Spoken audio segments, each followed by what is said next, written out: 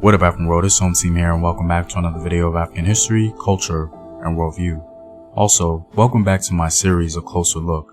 I wanted to redo this video I did on this particular African ethnic group because the previous one was simply not up to par, having some outdated information.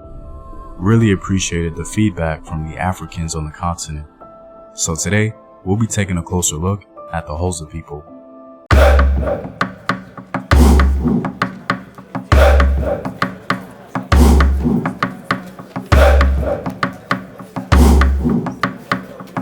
If you like this content, you can support the home team on patreon.com.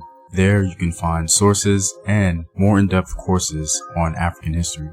And with a word from my sponsors, there's a new social media platform dedicated to educating and uplifting our people. No longer do we have to be censored for speaking our truth.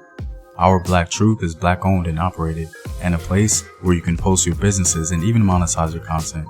You can download the app at Google Play or the App Store, and you can visit the website at ourbblacktruth.com. Links to everything in the description box below. To begin, the proper way to say Xhosa is with a clicking sound that I'm clearly not good at. So please forgive me for simply calling this African ethnic group the Xhosa instead of its proper pronunciation.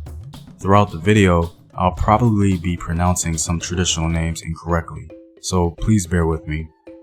The Xhosa are one of the several groups of Africans that belong to the larger Nguni linguistic group. They are said to number around 8 million people, most of whom live in South Africa's Cape Province. There are several subgroups within the larger Xhosa group who may or may not identify with the Xhosa title or overall group classification, so it's important to keep that in mind. The Xhosa are said to be descendants of the so-called Bantu speakers who migrated to southeastern Africa around 200 CE. For the most part, they established village communities based on grain farming and pastoralism. Some members of Xhosa identity have an oral tradition which speaks to the founding of the Xhosa people or nation. This founder was a king named Xhosa. Xhosa was accused of being very stingy and was overthrown by his younger brother named Tshawe. And it was Tshawe who founded the royal Xhosa dynasty, to which all Xhosa rulers are said to trace their ancestry. For most of their history, the Xhosa people have been governed by loosely connected autonomous chiefdoms. Xhosa custom required the sons of a chief to leave their fathers' homes and found new settlements. As the Xhosa dispersed, they moved into land occupied by Khoisan-speaking pastoralists.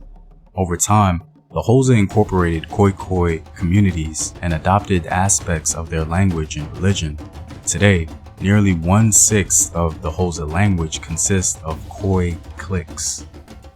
And as the quote says, these cliques that are included in the language are also included in the very name Xhosa itself. Some people suggest that the name Xhosa can be translated in the language of the Khoisan to mean fierce. Some theorize that this meaning of fierce was derived perhaps due to brief skirmishes or warfare between the two groups. The Xhosa people believe that their history has many heroes, as they have had many interactions with other African ethnic groups, animals, and new lands along their journey. Because the people have such a powerful history of heroes, it is understandable that they have a great sense of oral praises delivered on many occasions by a praise singer. The Mbongi, or praise singer, is one of the central components of community solidarity.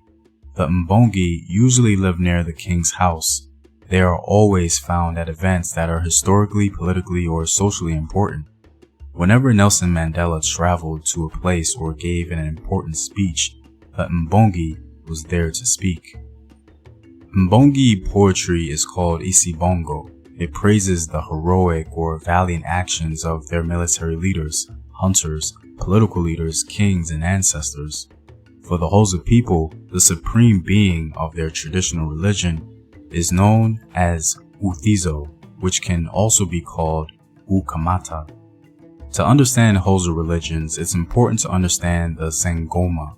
The Sangoma can be understood to be the priestly class among the people.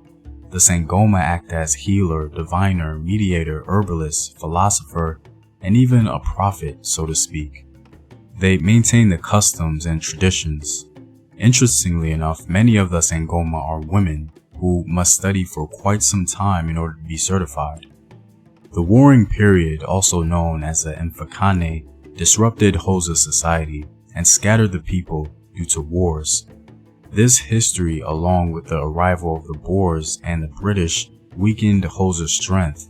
Although the Xhosa initially fought off the Boers, they suffered great losses against the British.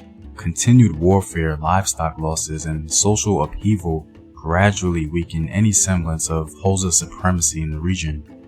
During the late 19th century, many Xhosa migrated in search of wage work in South Africa's gold and diamond mines.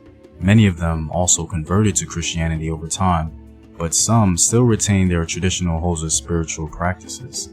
The Xhosa remain one of the most influential groups of Africans from the Southern African region.